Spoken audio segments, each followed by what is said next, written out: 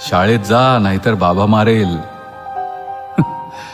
हे करू नको नाहीतर बाबा मारेल, ते करू नको नाहीतर बाबा मारेल.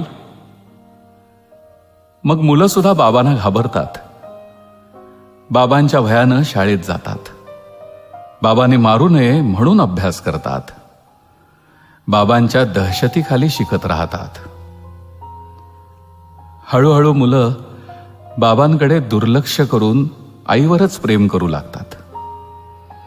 मनामधून बाबांना काढून टाकतात आणि आईच्या चरणावरती सर्वस्व अर्पण करतात.